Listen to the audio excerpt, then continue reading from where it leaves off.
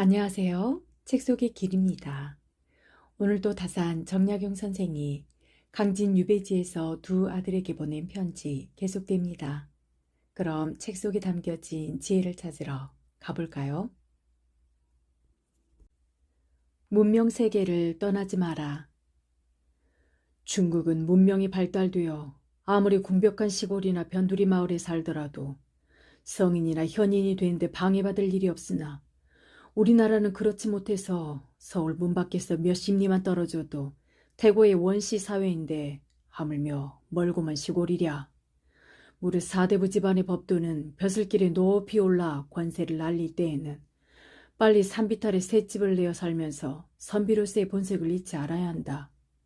그러나 만약 벼슬길이 끊어지면 빨리 서울 가까이 살면서 문화의 안목을 잃지 않도록 해야 한다. 지금 내 이름이 죄인의 명부에 올라 있으므로 너희에게 아직은 시골에서 숨어 살게 했다만 앞으로의 계획은 반드시 서울의 심리 안에서만 살게 하겠다. 만약 가세가 쇠락해서 서울 한복판으로 들어갈 수 없다면 잠시 서울 근교에 살면서 과일과 채소를 심어 생활을 유지하다가 재산이 조금 불어나면 바로 도시 복판으로 들어가도 늦지는 않다. 화와 복의 이치에 대해 옛날 사람들도 오래도록 의심해 왔다. 충과 효를 한다 해서 꼭 화를 면하는 것도 아니고 방종에서 음란한 짓을 하는 놈이라고 꼭 박복하지만은 않다. 그러나 착한 행동을 하는 것은 복을 받을 수 있는 당연한 길이므로 군자는 애써 착하게 살아갈 뿐이다. 옛날부터 화를 당한 집안에서 살아남은 사람들은 반드시 먼 곳으로 도망가 살면서도 더 멀고 깊은 곳으로 들어가지 못했음을 걱정하곤 했다. 그리하면 마침내 노루나 산토끼처럼 문명에서 멀어진 무지렁이들이 돼버릴 뿐이다. 대체로 부하고 귀한 권세 있는 집안은 눈썹을 태울 정도의 급박한 재난을 당해도 느긋하게 걱정 없이 지내지만 재난당할 것을 두려워해 먼 시골 깊은 산속에 들어가 사는 몰락해 버림받은 집안은 겉으로는 태평이 넘쳐 흐르는 듯하지만 마음속에는 항상 근심을 벗어나지 못하고 살아간다는 말이 있다. 그 이유를 살펴보면 대개 그늘진 벼랑 깊숙한 골짜기에서는 햇빛을 볼 수가 없고 함께 어울려 지내는 사람은 모두 버림받은 쓸모없는 사람이라 원망하는 마음만 가득하기 때문에 그들이 가진 견문이란 실속 없고 비루한 이야기뿐이다. 그러하기 때문에 한번 멀리 떠나면 영영 다시 돌아오지 못하게 된다. 진정으로 바라노니 너희는 항상 마음을 화평하게 해서 벼슬길에 있는 사람들과 다르게 생활하지 말거라. 그리하여 자손대에 이르러서는 과거에 응시할 수 있고 나라를 경륜하고 세상을 구제하는 일에 뜻을 두도록 해라. 하늘의 이치는 돌고 도는 것이니 한 번 넘어진 사람이라고 해서 반드시 다시 일어나지 못하는 것은 아니다. 만약 하루아침에 분노를 이기지 못해 서둘러 먼 시골로 이사가 버린다면 무식하고 천한 백성으로 일생을 끝마치고 말 뿐이다. 1810년 초가을 다산 동암에서 쓰다. 책은 어떻게 읽고 쓸 것인가? 중국 전한말의 학자 유향은 아들 흠이 있었고 두업도 임이라는 아들이 있었고 양보도 진이라는 아들이 있었으며 환영도 전이라는 아들이 있었는데 훌륭한 아들이 아버지의 책을 읽을 수 있었던 경우는 많았었다. 내가 너희에게 바라는 것은 내가 지은 책들을 깊이 연구한 후 심오한 뜻을 알아주기만 한다면 내가 아무리 궁색하게 지내더라도 걱정이 없겠다. 군자가 책을 펴내 세상에 전하려고 하는 것은 단 한 사람만이라도 그 책의 진가를 알아주는 사람이 있기를 바라서이다. 나머지 욕하는 사람들이야 관계할 것 없다. 만일 내 책을 정말 알아주는 사람이 있어 그 사람이 나이 많은 사람이면 아버지처럼 섬기고 너희와 비슷한 나이라면 형제라도 맺도록 하는 것이 좋으리라. 일찍이 선배들의 저수를 보았더니 거칠고 빠진 게 많아 볼품없는 책들도 세상에 추앙을 받는 게 많고 상세하고 해박하며 광범위한 내용을 담은 책들이 오히려 배척을 받아 끝내는 사라져버리고 전해지지 않은 경우도 있었다. 거듭거듭 생각해도 그 까닭을 알 수 없다가 요즘에야 비로소 깨달았다. 군자는 의관을 바르게 하고 똑바로 바라보며 입을 다물고 단정히 앉아 진흙으로 만들어낸 사람처럼 엄숙하게 지내는 생활 습관을 지녀야 한다. 또한 말할 때는 성실하고 친절하며 인정이 두텁고 분명해야 한다. 그러한 뒤에야 위엄으로 무사람을 승복시킬 수 있고 명성도 오래 전해질 것이다.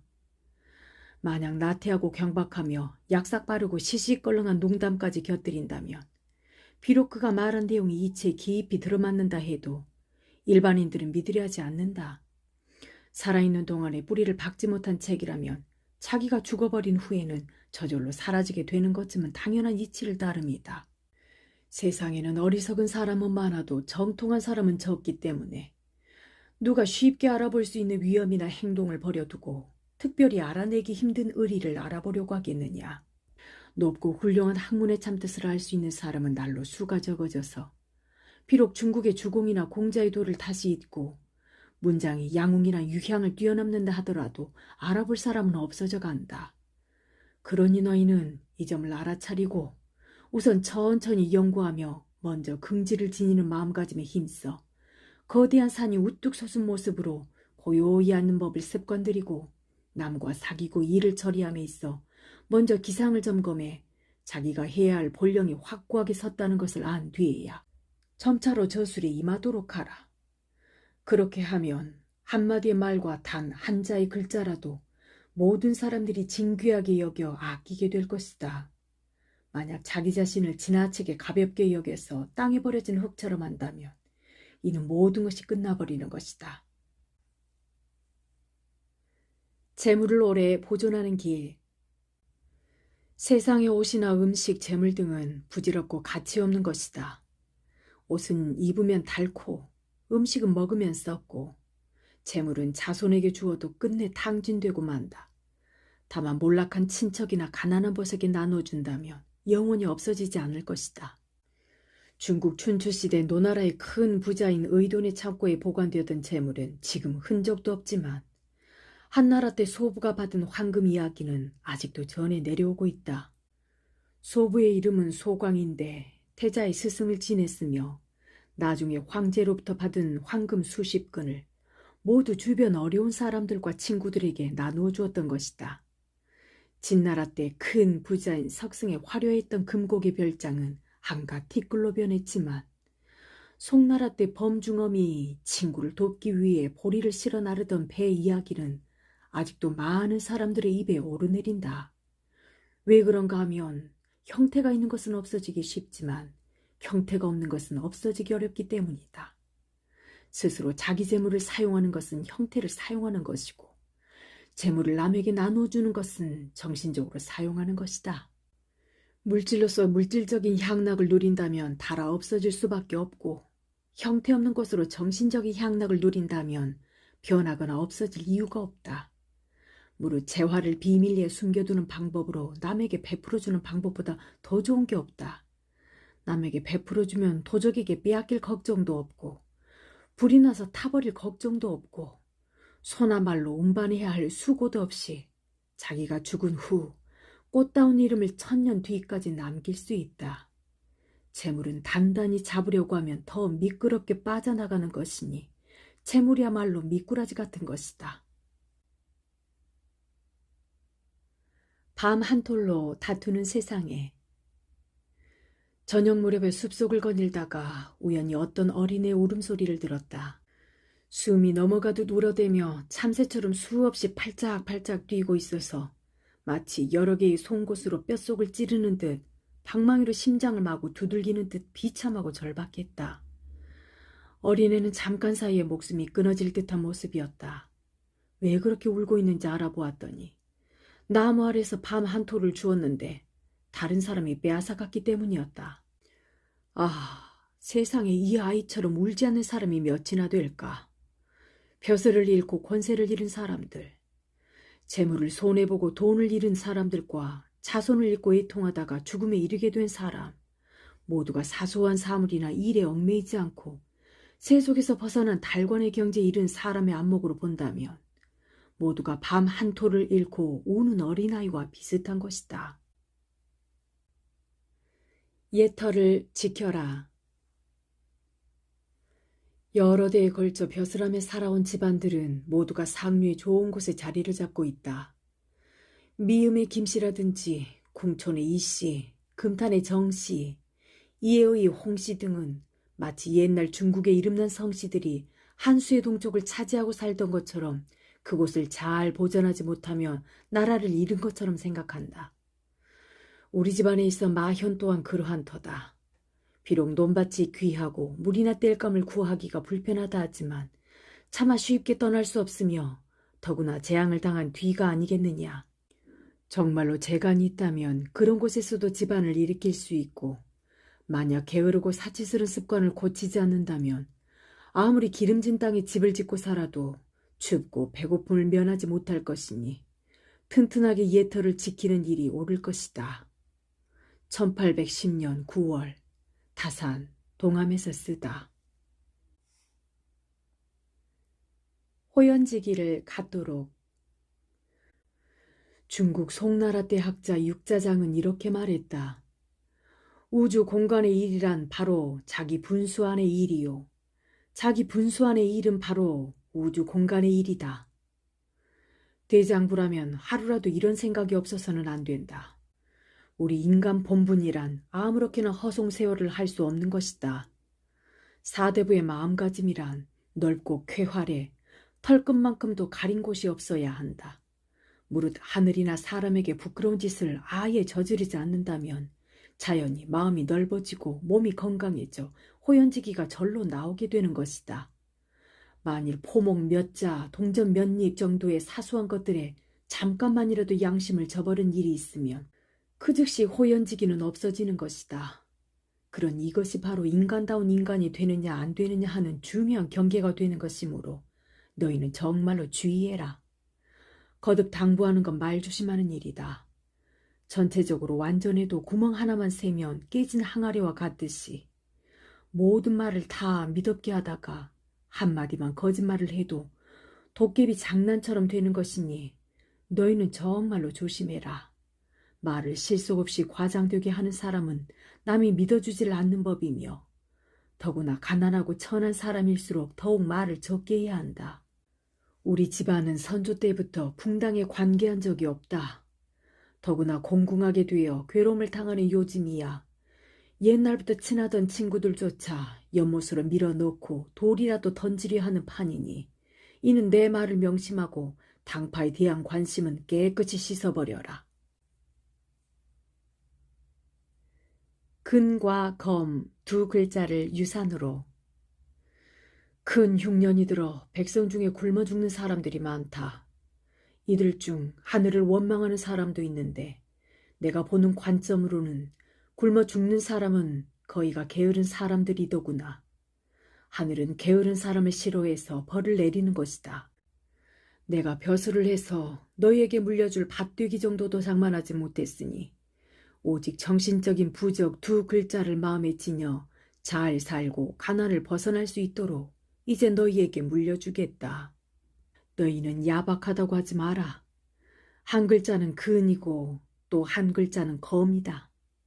이 두 글자는 좋은 밭이나 기름진 땅보다도 나은 것이니 일생 동안 써도 다 닳지 않을 것이다.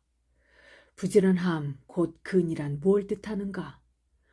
오늘 할 일을 내일로 미루지 말며 아침 때 할 일을 저녁 때로 미루지 말고 맑은 날에 해야 할 일을 비 오는 날까지 미루지 말며 비 오는 날 해야 할 일도 맑은 날까지 미뤄서는 안 된다.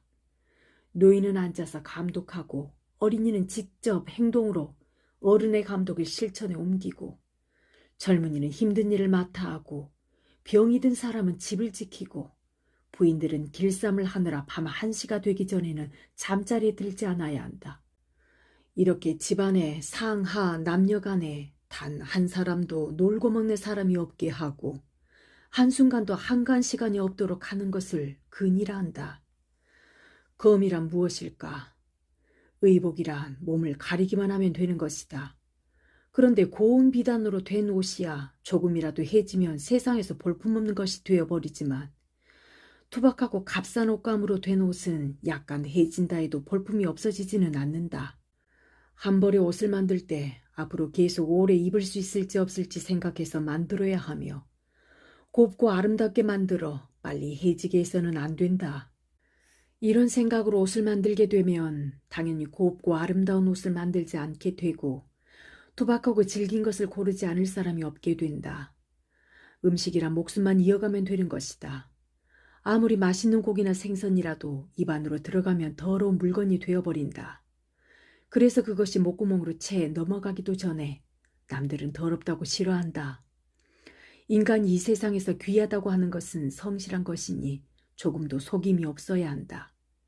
하늘을 속이면 제일 나쁜 일이고 임금이나 어버이를 속이거나 농부가 같은 농부를 속이고 상인이 동업자를 속이면 모두 죄를 짓게 되는 것이다. 단 한 가지 속일 수 있는 일이 있다면 그건 자기의 입이다. 아무리 맛없는 음식도 맛있게 생각해 입을 속여 잠깐 동안만 지내고 보면 배고픔이 가셔서 주림을 면할 수 있으니 이러해야만 가난을 이기는 방법이 된다. 금년 여름에 내가 다산에서 지내며 상추로 밥을 싸서 먹으니까 옆에 손님이 물었다. 상추로 싸먹는 것과 김치 담가 먹는 것은 차이가 있는 겁니까? 그래서 나는 이렇게 대답했다. 이건 나의 입을 속여 먹는 방법입니다. 이렇게 적은 음식을 배부르게 먹는 방법을 이야기해 준 적이 있다. 어떤 음식을 먹을 때든지 이러한 생각을 지니고 있어야 하며 맛있고 기름진 음식만을 먹으려고 애써서는 결국 변소에 가서 대변 보는 일에 정력을 소비할 뿐이다. 이러한 생각은 당장의 어려운 생활 처지를 극복하는 방법이 될 뿐만 아니라 귀하고 부유하고 복이 많은 사람이나 선비들이 집안을 다스리고 몸을 유지해가는 방법도 된다. 그러므로 근과 금이 이 두 글자를 절대로 빼놓을 수 없으니 너희는 명심해야 한다. 옛 친구들이 그립다. 중국 당나라 때 시인 두보가 이곳저곳을 떠돌아다니며 공공하게 지낼 때에 옛 친구들을 생각해 팔에 시를 지어 자기 쓰라리고 슬픈 감정을 읊었는데 천년 후에 읽어도 읽는 사람이 더욱 슬프고 괴로운 심정을 일으킨다. 친구들 중에는 명성이나 지위가 아주 높은 사람도 있고 재주가 뛰어난 사람도 있으나 이들 모두가 두보의 시에 그들 이름이 들어있어 지금까지 전해지게 되고 역사책이나 공운이 큰 사람을 새겨두는 종이나 소태에 기록된 이름보다도 더 훌륭하게 되니 문장을 소홀히 여길 수 없음이 이러하다. 두보야말로 옛 친구를 버리지 않았다고 할 수 있겠다. 내가 유배된 이후로 친하게 지내던 친구들은 모두 끊어지고 사람들도 나를 모두 헌신짝처럼 버리고 말았다. 그리하여 그들에 대한 나의 정도 소원해져서 날로 멀어지고 날로 잊혀져만 간다. 다만 모진 서리와 바람을 맞기 전에 즐겁게 놀리던 발자취를 더듬어 보면 눈에 선하고 순간순간 마음에 떠오르곤 한다. 그 당시 있었던 일이나 그때 했던 말들을 기록해서 그때의 풍채와 기상을 비슷하게나마 상상해보고 싶지만 시상이 막혀 마음속에서만 뱅뱅거리고 말았다. 그러던 중 금년 여름에 몸져눕고 나서 다산 서옥의 붓과 먹이 쓸쓸하게만 보여 비단 몇 폭을 찢어내어 손이 가는 대로 기록했는데 전혀 질서가 없다. 나중에 더 좋은 시를 지어내려 하면 이 시를 근거로 삼아야 하겠기에 그런 일을 해두었다. 시는 두보의 채를 따랐지만 이 시가 두보의 시처럼 불후의 시가 되리라는 것은 바랄 수 없다. 그러나 옛 친구를 생각하고 스스로 답답한 심정을 퍼내려 하는 점에 있어서는 어진 사람이나 어리석은 사람이나 다를 게 없지 않겠느냐. 마침 둘째가 내 곁에 있어 그의 가는 편에 너에게 가지고 가서 보여주도록 하겠다. 채제공의 효행과 덕량. 번홍 채제공은 지위가 참판에 이르렀으나 어버이를 섬김에 있어서는 천한 일을 몸소했다. 도승지로 있을 때에도 조정에서 돌아오면 곧 예복을 벗고 땔감을 안고 가서 아버지 방에 손수 불을 뗐는데 그렇게 손수하지 않으면 구들장이 너무 차거나 너무 뜨겁지 않을까 염려해서였다.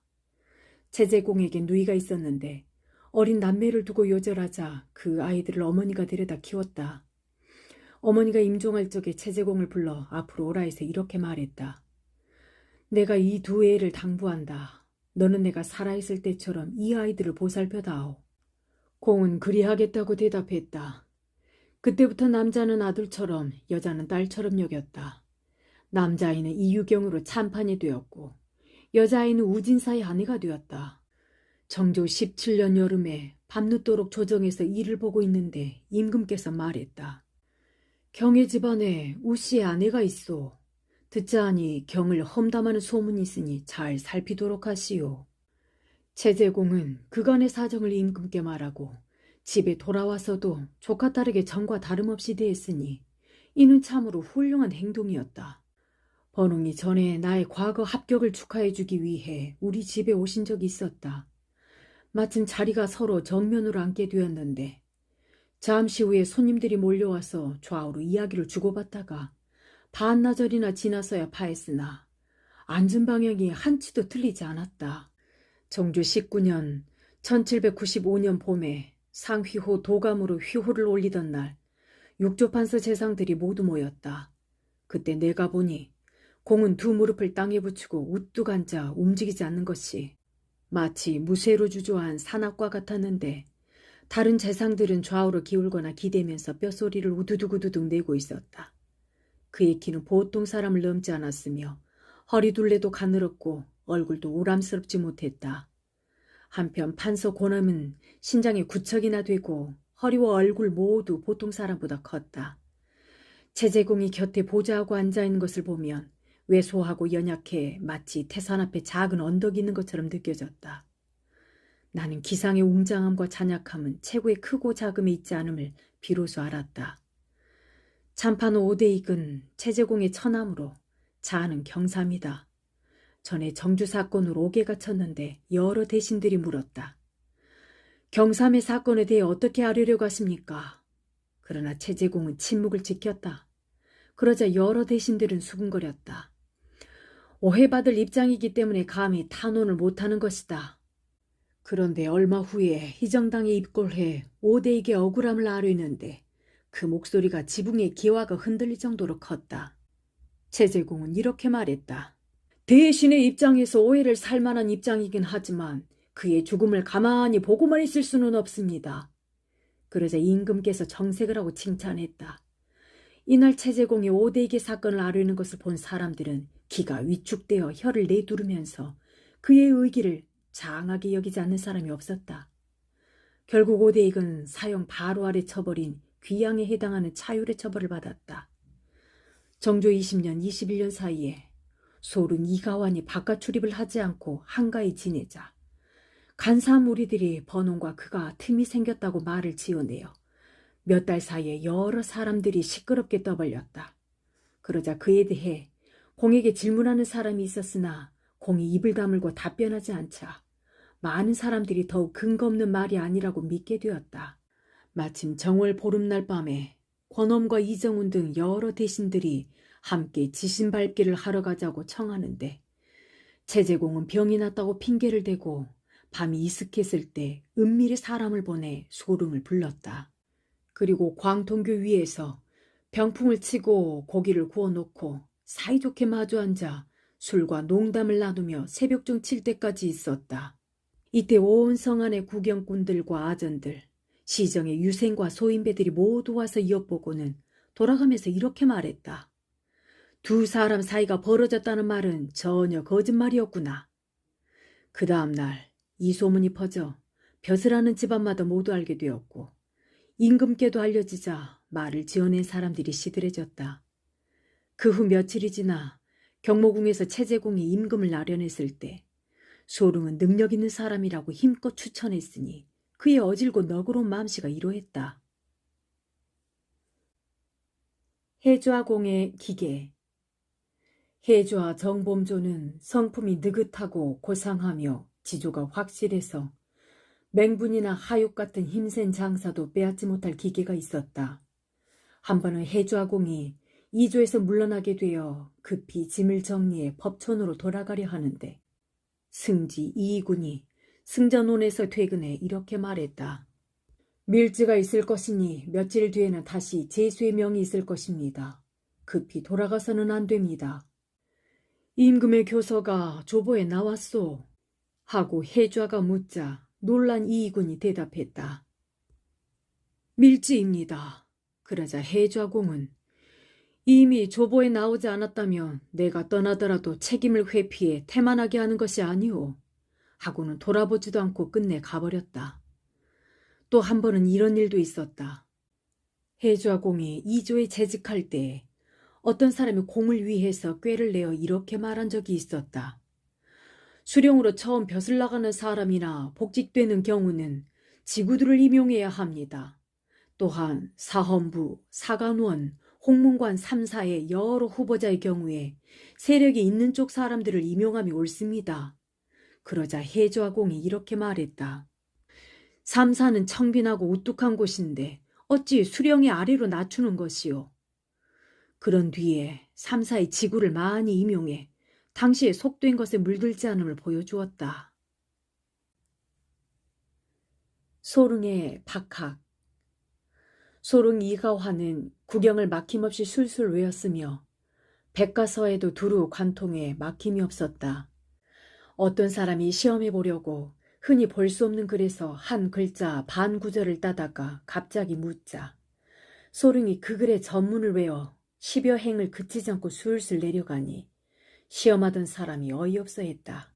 갑인년 정조 18년 1794년 겨울에 도감 당상이 되었을 때 사도세자에게 개운 등 8글자의 휘호를 올리기로 의논했는데 금등의 뜻이 모두 빠져있어 임금이 휘호를 고치고 싶어 했다. 그러나 적당한 이유를 찾지 못하고 있었는데 소릉이 아뢰기를 개운은 석진의 연호입니다 라고 해서 드디어 고치기로 의논을 정했다. 그리고 반드시 독서인을 등용해야 한다는 뜻의 성교를 내렸다. 을묘년 정조 19년 1795년 봄에 공주판서에 특별히 임용되었고 또 인정문에서 전죄한 때 특별히 나를 불러서 전교를 받아 쓰도록 했으니 이는 아마도 개운에 대해 올린 답변이 매우 임금의 뜻에 부합했기 때문이다. 소릉은 나보다 20세가 위였으나 국가의 큰일을 함께 논하다가 충의의 뜻이 맞아 감격하면 훌쩍 일어나 절을 하곤 했다. 만년에는 오사 이정훈과 서로 좋게 지내며 달뜨는 밤이면 만나서 함께 손수 박자를 맞춰가며 검은고를 타기도 했다. 뜰 앞에는 오동나무 한 그루와 밭초 한 떨기가 있어서 맑은 그림자만 너울거려 한 점 진토의 기운도 없었으니 그야말로 당시에 풍류였었다. 보감의 청렴. 보감 이기양은 젊어서 정산 이병효와 예헌 이철환의 문화에서 배웠는데 어디를 가도 항상 걸어다녔다. 학문에 힘쓰되 특히 경서에 온 노력을 기울였다. 뒤늦게 진산 군수가 되었는데 그때 임금께서 덕행이 높은 사람을 급히 구하자 여러 사람들이 모두 보감을 추천해서 서울로 오게 했다. 그리고 그는 얼마 있다가 집을 하사받고 몇 년 사이에 등급을 뛰어넘어 참판에 이르렀으니 근세 없던 일이었다. 임금의 뜻은 항상 보감과 나를 왕릉과 진평이 소화를 계승한 것에 비교했다. 그분이 의주 부윤이 되어서는 청렴하고 관대해서 명성이 서울에까지 널리 퍼졌다. 만년에는 해악을 좋아했고 더위 타는 병이 있어서 자기 몸을 단속하지는 못했으나 그분의 처신은 엄숙하고 근엄했다. 내가 무슨 말을 할 때마다 무릎을 치며 탄복해 칭찬했으며 나의 문장에 대해서도 역시 깊이 인정해 주었다. 용기와 노력. 용이란 삼덕인 지, 인, 용의 하나다. 성인이 만물의 뜻을 깨달아 모든 일을 이루고 천지를 다스리는 일은 모두 용기의 작용으로 되는 것이다. 중국 태고의 천자 순임금은 어떤 사람이냐? 나도 순임금처럼 하면 그와 같이 된다. 이렇게 말하는 것이 바로 용이다. 세상을 다스리는 학문을 하고 싶은 사람은 주공은 어떤 사람이냐? 나도 그분처럼 실천하면 그렇게 될 것이다. 라고 하면 된다. 뛰어나 문장가가 되고프면 유향이나 한유는 어떤 사람인가? 나도 그들처럼 하면 그와 같이 된다. 라고 하면 된다. 명필이 되고 싶은 사람은 중국 진나라의 유명한 서예가 왕희지와 그의 아들 왕헌지는 어떤 사람인가? 나도 그들처럼 하면 그와 같이 된다. 라고 하면 된다. 부자가 되고픈 사람은 중국 춘추시대 월나라 도주공과 도주공으로부터 부자가 되는 방법을 배우고 실천해 부자가 된 노나라 의도는 어떤 사람인가? 나도 그들처럼 하면 그와 같이 된다 라고 하면 된다. 한 가지 소원이 있으면 어떤 사람을 목표로 정해 그와 동등한 경지에 이루어야 말겠다고 결심하고 용기를 갖고 노력하면 이룰 수 있으니 이것이야말로 용의 덕이라고 할 수 있다. 아량을 베풀고 용서하라. 나의 둘째 형님 정약전은 나의 속마음을 진정으로 알아주는 친구 같은 분이었다. 전에 이런 말씀을 하신 적이 있다. 내 동생은 흠잡을 것이 없지만 남의 잘못을 이해하고 감싸주는 아량이 부족한 것이 흠이다. 나는 내 어머니와도 속마음을 진정으로 알아주는 친구나 마찬가지인데 내가 일찍이 이런 말을 한 적이 있다. 나의 아내는 부족함이 없으나 오직 하나 아량이 좁은 것이 흠이다. 너는 나와 내 어머니의 자식으로 어찌 산이나 숲처럼 크고 활달한 도량을 지니기를 바라겠느냐마는 너는 아무래도 심한 편이다. 아들이 아비보다 더 심한 것은 이치로 보아서는 그렇다고 할 수 있지만 끝내 그처럼 남의 잘못을 티끌만큼도 용납하지 못할까 걱정이다. 물론 온갖 것을 너그럽게 감싸주거나 받아들이기를 넓고 넓은 바다처럼 할 수는 없지만 말이다. 사물을 너그럽게 용납해 처리할 수 있는 넓은 마음과 깊은 생각인 도량의 근본은 용서해 주는 데 있다. 용서만 할 수 있다면 좀도둑이나 난적이라 할지라도 아무 말 없이 보안 넘길 수 있을 것인데 하물며 그 밖에 웬만한 일들이야 더 말할 게 있겠느냐. 누구나 할 수 있는 일이 있다. 옛날에 어진 임금들은 사람을 쓰는 데 있어 적시적소에 쓰는 지혜가 있었다. 눈이 먼 소경은 음악을 연주하게 했고 절름발이는 대궐문을 지키게 했고 고자는 후궁의 처소를 출입케 했고 허약해서 쓸모없는 꼽초와 불구자라도 알맞은 곳에 일을 맡겼다. 그러니 이 점에 대해 늘 연구해야 한다. 집에 사내종이 있으면서 너희는 항상 말하길 힘이 약해서 힘든 일을 시키지 못한다 했는데 이는 너희가 난쟁이에게 산을 뽑아내라는 식의 가당치 않은 일을 맡기고 있기 때문이다. 집안일을 처리해 나가는 방법으로 위로는 바깥주인이나 안주인에서부터 남자, 여자, 어른, 아이, 형제, 동서들과 아래로는 노비들의 아이들에 이르기까지 무릇 5세 이상은 각자 할 일을 나누어 주어 한 시각이라도 놀지 않게 되면 가난함을 걱정하지 않아도 된다. 내가 장기에 유배 가서 있을 때 주인 성모 씨는 어린 소녀가 겨우 5살 정도였는데 그 애에게 뜰에 앉아 소리를 지르도록 해 병아리를 물고 가는 솔개를 쫓게 했다. 또 7살짜리에게는 긴 막대기를 손에 들고 참새떼를 쫓게 하면서 한솥밥을 먹는 모든 식구에게 다 각자의 임무를 맡도록 했으니 이 점은 본받을 만하다.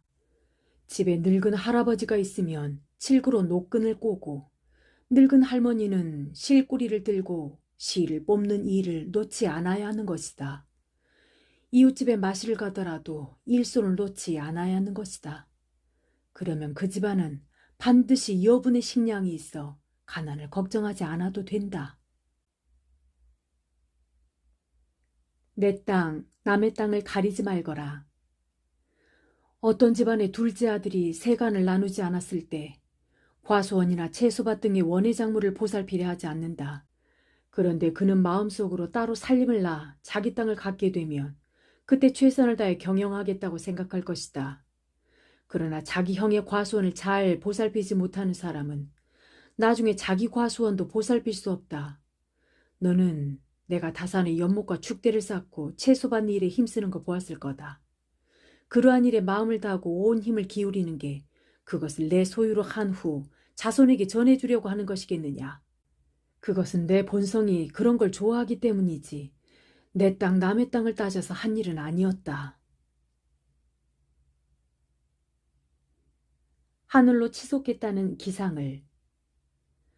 한번 배부르면 살찐 듯하고 배고프면 야위어 빠진 듯하다. 참을성이 없다면 천한 짐승과 우리 인간의 차이가 있다고 생각하겠느냐. 생각이 좁은 사람은 오늘 당장 마음과 같이 되지 않는 일이 있으면 의욕을 잃고 눈물을 질질 짜다가도 다음날 일이 뜻대로 되면 벙글거리고 낯빛을 피운다. 근심하고 유쾌해하며 슬퍼하고 즐거워하며 느끼고 성내며 사랑하고 미워하는 모든 감정이 아침 저녁으로 변하는데 달관한 사람의 입장에서 본다면 비웃지 않을 수 없는 일이다. 북송 때 시인 소동파는 속된 눈으로 보면 너무 낮고 하늘을 통하는 눈으로 보면 높기만 하다 라고 했으니 요절하는 것과 장수하는 것을 같게 보고 죽고 사는 것을 한 가지로 보는 것은 너무 높은 생각이다. 요컨대 아침에 햇빛을 빤하게 받는 위치는 저녁 때 그늘이 빨리 오고 일찍 피는 꽃은 그 시듬도 빨리 오는 것이 진리이다. 때는 돌고 돌아 한 시간도 멈추지 않은 것이니 이 세상 뜻있는 사람은 한때의 재난 때문에 청운의 뜻까지 저버리지 않는다. 대장부의 가슴 속에는 늘 가을매가 하늘로 치솟아 오를 기상을 품고서 천지를 조그마하게 보고 우주도 손바닥 안에 있다는 생각을 갖고 있어야 한다. 모든 진리를 알고 싶다. 내 나이 20세 때는 우주 사이의 모든 일을 다 깨닫고 그 이치를 완전히 정리해내려 했다. 그런데 30세가 되어서나 40세가 되어서도 그러한 뜻이 변하지 않았다. 모진 어려움과 고생을 당한 뒤에는 나라에 관계되는 모든 일, 즉 전제, 관제, 군제, 세제 같은 일에 대해서는 관심을 줄일 수 있었다.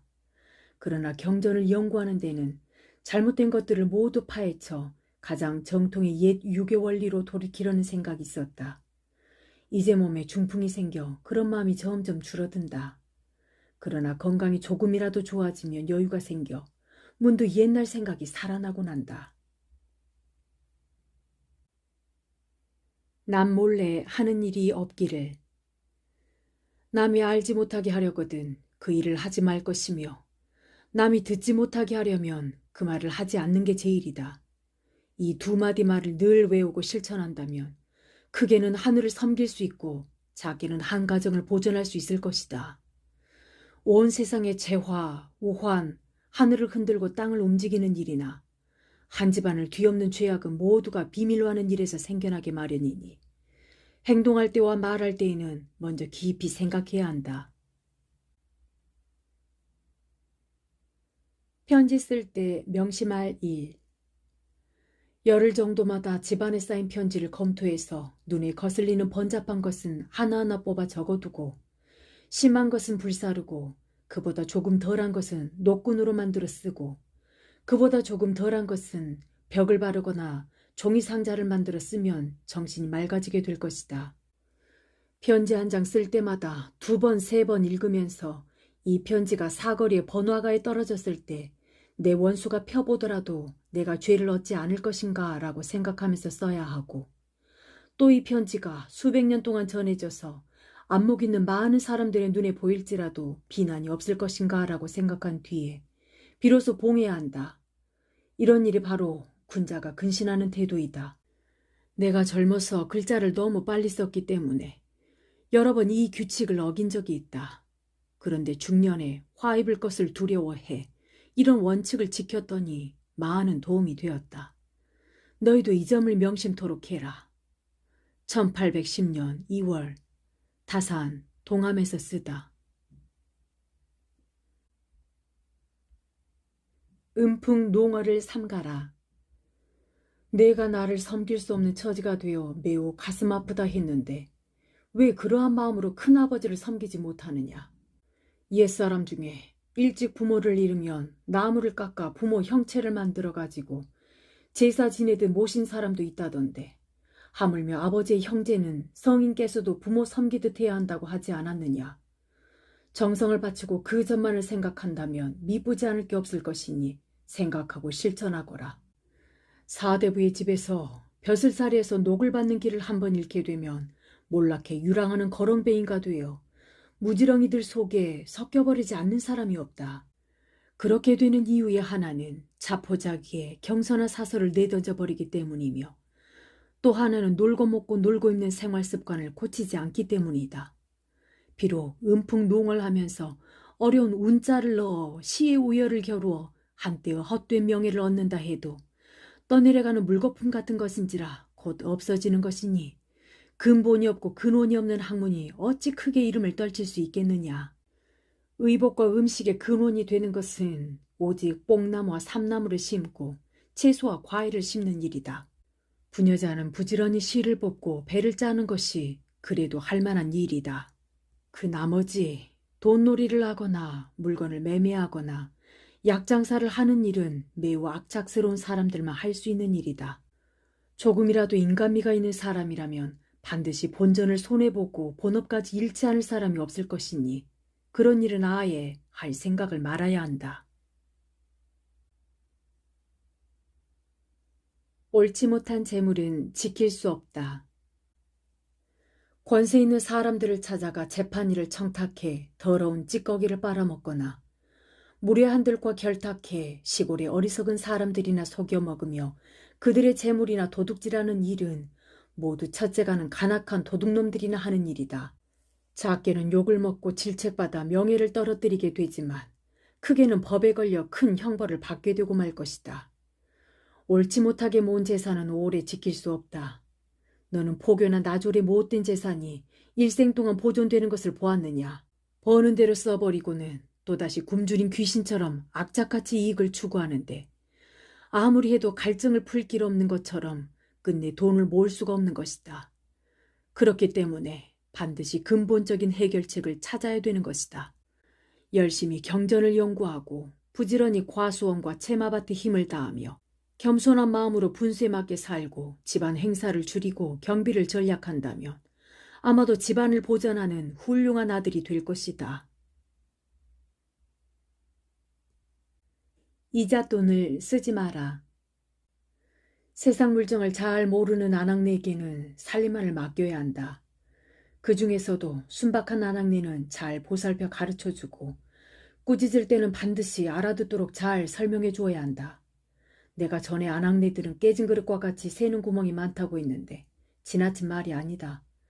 그리고 함부로 이잣돈을 쓰는 사람은 반드시 가산을 망치는 사람이다. 벼슬 하는 집안이야 그런 대로 갚아 나갈 수 있을 것이다. 하지만 만약 농사짓는 집이나 가난한 선비 아내가 감히 이잣돈을 쓰는 버릇이 있을 경우 사적인 법률을 정해서 한 번 위반하면 경고하고 2번 위반하면 못하게 하고 3번 위반하면 쫓아내도 되는 것이다. 의원 행세를 그만두어라. 옛날에 못난 자식으로는 조갈이란 사람을 첫째로 꼽았다. 조갈은 그래도 아버지의 글을 읽을 줄은 알았다. 다만 그 저서를 필요에 따라 응용하는 방법을 통달하지 못했을 뿐이다. 너희는 내 책을 읽을 수도 없으니 만약 중국 후한 초기의 역사가 맹견에게 사람의 등급을 가리게 했더라면 반드시 너희를 조갈의 아랫자리에 두었을 것이다. 그래도 너희는 억울하지 않느냐? 내가 갑자기 의원이 되었다니 무슨 의도며 무슨 이익이 있어서 그리 했느냐? 내가 의술을 빙자해 벼슬아치들과 사귀면서 아버지의 석방을 꾀하고 싶어서냐? 그런 일을 해서도 안 되겠지만 그럴 수도 없을 거다. 세상에서 말하는 바 겉으로만 인정을 베푸는 척한다는 말을 알고 있느냐? 돈 안 드는 입술을 짓거려 너의 기분을 좋게 해주고는 돌아가 비웃는 사람이 대부분이란 걸 너는 아직도 깨닫지 못했단 말이냐?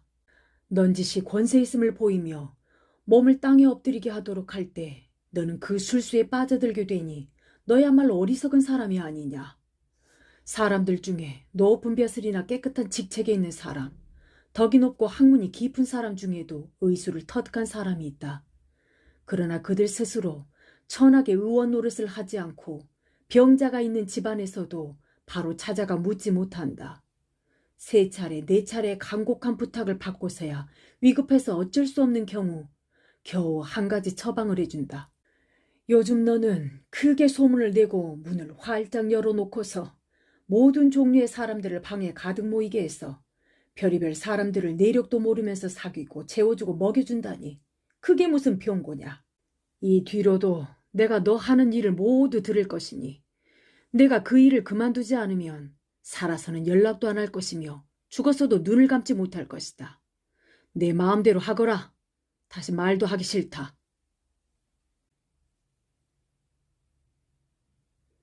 뽕나무를 심어라. 살림살이를 꾸려가는 방법에 대해 밤낮으로 생각해도 뽕나무를 심는 것보다 더 좋은 일은 없을 것 같다. 제갈공명이 뽕나무를 심어 생활을 꾸려간 지혜보다 더 나은 게 없음을 비로소 알게 되었다. 과일을 파는 일은 깨끗한 평판이야 듣겠지만 어차피 장사하는 일에 가깝고, 뽕나무 심는 일은 선비의 품위를 잃지 않으면서도 큰 장사꾼같이 이익을 남길 수 있으니 세상에 이러한 일이 또 있겠느냐. 이곳 남쪽 지방에 뽕나무 365그루를 심은 사람이 있는데 1년의 동전으로 365꿰미를 벌고 있다. 1년이란 365일이기 때문에 매일 동전 한 꿰미를 사용해서 양식으로 삼아도 죽을 때까지 다 쓰지 못할 것이며, 깨끗한 평판을 들이며 세상을 마칠 수 있으니 이 일은 가장 힘써 배워야 할 일이다. 그 다음으로 누에치는 방 3칸을 짓고 잠상을 7층으로 해놓으면 21칸의 누에를 칠 수 있어서 또한 부녀자들은 놀고 먹는 사람이 없도록 하는 좋은 방법이다. 금년에는 어디가 잘 익었으니 너도 그 점을 소홀히 말하라. 1810년 다산 동암에서 쓰다. 내가 죽은 후의 일. 나는 요즘 신경통과 중풍이 심해서 오래 살 수 없을 것 같다. 조심. 건강에 조심해서 몸에 해가 될 일을 하지 않는다면 조금 더 살 수 있겠지. 그러나 세상 일이란 미리 정해두는 게 제일 나으니 내가 죽은 후의 일에 관해서 몇 마디 하겠다. 옛날의 예법에는 싸움터에 나가서 죽은 사람은 선조들의 무덤이 있는 선산에다 묻지 못했는데 그 몸을 삼가지 못했기 때문이다. 순자는 죄인들에게 적용하는 상례를 따로 두었는데 욕됨을 보여 경계하도록 함이었다. 내가 만약 이곳 유배지에서 죽는다면 이곳에다 묻어놓고 나라에서 그 죄명을 씻어준 후에야 고향으로 돌아가는 게 마땅할 것이다.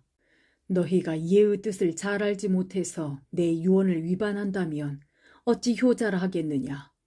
어쩌다 다행히 은혜를 입어 나의 뼈가 고향 땅에 돌아갈 수만 있다면 죽음이야 슬픈 일이지만 그것은 또한 영광스러운 일이다.